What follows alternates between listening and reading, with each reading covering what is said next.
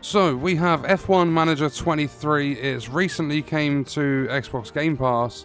So we're going to be checking it out. I've gone through the settings quickly, and you've got team radio and notifications. Audio, you've got like your race commentary volumes and things like that. Then you've got like VSync, and you've got like locking your cursor and everything. Graphics, you've got anti-aliasing, you've got post-processing quality, textures and things like that. Then accessibility, you can change all of the different UI colors, and you can mute background noises during conversations and things. So let's jump into a new career and see what this game is like. So we get to pick a team that we want to be. I'm going to go with McLaren just because the long-term objective for like Red Bull and stuff is Constructors Champion. Whereas for McLaren, you've got to finish 7th and your long-term objective is Podium Contender. So I don't want this to be really easy, to be really difficult. I don't want to be always finishing like podium. I don't want to always be finishing at the back. I want something a little bit more balanced. So I'm going to start with McLaren. So I've just set the profile to Bilither YT. Career difficulty. Consistent car development projects will be required to develop your car at a competitive rate. It's the recommended experience. It will be easy to develop your car, ideal for new players. Or you get an in-depth approach to car development projects. They'll be required to develop your car, a demanding challenge. I'm going to stick that on easy because I am quite new to these sorts of games. And then other teams are going to use a range of strategic and tactical approaches, making races a challenge. They'll be conservative and display minimal aggression. Or they're highly intelligent and aggressively efficient with their strategies. So I'm going to put that one on standard. And the experience, they can be returning first time or experience. I'm going to go first time manager. You will not be able to change your team mid-season. However, you can disable first time guidance at any time. Are you sure? Yes. So in the home screen, you can see our drivers. We've got Lando Norris there, 87. I'm guessing that's the rating. Up next, we're at the Bahrain. Round 1, March 3 to 5, so the 3rd to the 5th. We're sitting at 5th at the very start of the season. We've got the board there. We've got upcoming events, but it said we don't need to do anything like, because there are instructions that tells you about all this stuff as you're playing through. So we don't need to do anything important. We can just continue straight away. What's in the inbox? Watch out. That's just welcoming us to McLaren. So let's continue to the race weekend. We've got talented key staff, technical director, head of aerodynamics, technical chief. Sponsor obligations have been negotiated for this season. Nice. Welcome to the season. With Bahrain behind us, we know where our car stands. We now know where our car stands versus the other teams. Our car's not looking too great at the moment. It's all red. And now, a few days later, we've got driver development updates. A report on how our drivers are developing. So look at the stats on Norris. 89 cornering, 95 control. So in this screen, we can train our pit crew. So we can edit the selected preset. Pit stop errors, pit stop time, car building, fatigue reduction, balanced or custom. And then the drills focus, custom, balanced, wheel gun, raise and lower the car, use tyres off, new tyres on, tyres and release. I'm going to leave it balanced. I don't want to tire them out because there's a chance of making mistakes in the pits and everything like that. And here we get an overview of the pit crew. The monthly salary is 50 grand. Estimated pit stop time 2.59 seconds. I don't know if that's fast. But not only that, as the season progresses, you get to see the averages. So it's not just the pit crew. You get to do like the technical chief and everything like that. You get to change all of their development. Team hub level 1, morale okay. There's bonuses, the contract, salary a mil. So we get 95 grand potentially for qualifying position. Qualifying in 14th. And it gives you a brief description, like explains what it is. So reach a minimum qualifying position of 14th with at least one driver. Finish the race in at least 14th. Qualify 15th or higher for 2 races in a row with both drivers for just over $500,000. It's explaining some things here as well. The first Grand Prix was 04, 57 laps. So we've got Friday is cloudy, Saturday is clear, Sunday is cloudy. We've got the sponsor details before we go into the race, and then we've got reports. Practice 3 results and qualifying results are there. So it's an hour-long practice, 20 degrees, cloudy, there's no water on the track. So we have to prep the drivers.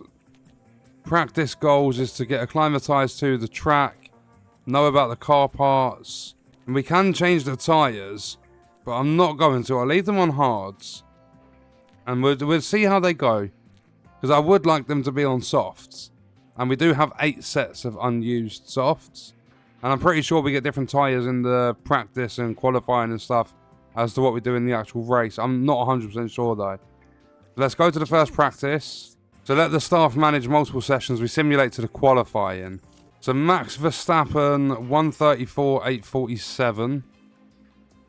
And then we are finishing 18th and 19th. Yeah, well done, team. They've ended up on softs anyway and still got an awful time. From that, they only got 84% track acclimatization. They got 50% car parts knowledge and 67 and 72% setup satisfaction. So the drivers aren't fully prepped, but there's nothing I can do about that. And this time around, they're making us manage the session instead of simulating it. So here we go. Let's send out. Should be starting now. Send out both cars. Oh, look at that. Yep, radio check. Yep, you're loud and clear. You can bring the tyre in. Yeah. That's a horrible camera angle. Warm the tyres when you can. Yeah. Is that what it's like to actually be behind the wheel with an F1 car? So there we get a full-on map view as well. You can speed it all up. I'm going to do this view. I like this one.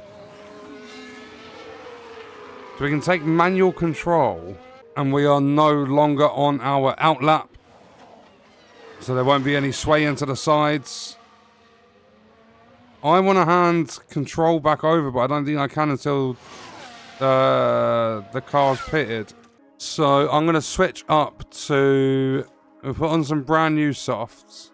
To the outlap we can just leave as whatever. And I think Norris can come back out now. Look at that, we're almost... Wow. We didn't make it through to the next session, but it's only the first weekend of the season. 20th and 18th. I don't want either driver. That is stupid. How are you setting 132s? Verstappen's out here getting 130s. And there's me thinking, oh, pick a team that you can start mid-pack with. I think that's my strategy set. I'm going to jump into the race. Here we go, start the race. Come on, Norris. Come on, Oscar. And away we go. Right, I've set them up to be light on the tyres and conserved with the fuel just on this first lap. Norris has pushed up to 18th. Wait, can we watch the replay? Let's have a look at this overtake. Now the focus is on Lando Norris here. The opportunity begging to be taken. It wasn't really an overtake, was it? They were sat at the side of the track. Oh no, we've got a yellow flag. There's been a crash. Multiple... What happened with this?